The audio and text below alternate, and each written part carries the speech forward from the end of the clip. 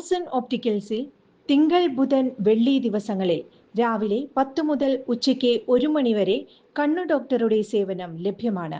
എല്ലാ ബ്രാൻഡഡ് ഫ്രെയിമുകളും ഇവിടെ ലഭ്യമാണ്. കൂടാതെ ഡോക്ടർമാർ നിർദ്ദേശിക്കുന്ന എല്ലാത്തരം കണ്ണടകളും ജോൺസൺ ഒപ്റ്റിക്കൽസിൽ നിന്നും ലഭിക്കുന്നു.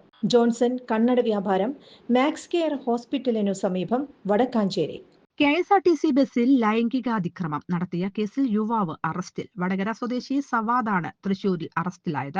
തൃശൂർ ഈസ്റ്റ് പോലീസിൽ യുവതി നൽകിയ പരാതിയുടെ അടിസ്ഥാനത്തിലായിരുന്നു അറസ്റ്റ്. 2023 നെടുമ്പാശ്ശേരിയിൽ വെച്ച് സമാന കേസിൽ ഇയാൾ അറസ്റ്റിലായിരുന്നു.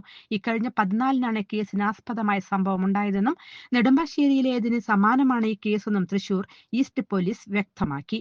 മലപ്പുറത്തേക്കുള്ള KSRTC ബസ്സിലായിരുന്നു അതിക്രമം. ബസ് തൃശൂരിലെത്തിയതോടെ യുവതി അതിക്രമം സംബന്ധിച്ച് പരാതി നൽകുകയായിരുന്നു. സവാദിനെ വിശദമായി ചോദ്യം ചെയ്തു വരികയാണ്. 2023 KSRTC ബസ്സിൽ യുവതിക്ക് നേരെ നഗ്നത പ്രദർശിപ്പിച്ച സംഭവത്തിൽ അറസ്റ്റിലായി. ജാമ്യത്തിലിറങ്ങിയ സാവ്യദിന് ഓൾ കേരള മെൻസ് അസോസിയേഷൻ സ്വീകരണം നൽകിയ സംഭവം ഏറെ വിവാദമായിരുന്നു.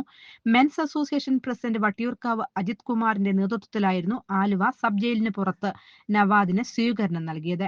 ജയിലിന് പുറത്തിറങ്ങിയ സവാദിനെ അജിത് കുമാറിന്റെ നേതൃത്വത്തിൽ പൂമാലയണിയിച്ചാണ് സ്വീകരിച്ചത്. News desk any time news. കൂടുതൽ വാർത്തകൾക്ക് ഞങ്ങളുടെ ചാനൽ സബ്സ്ക്രൈബ് ചെയ്യുക. ഫേസ്ബുക്ക് ഫോളോ അപ്പ് ചെയ്യുക. വാർത്തകൾ വേഗത്തിലറിയാൻ എനി ടൈം ന്യൂസ്.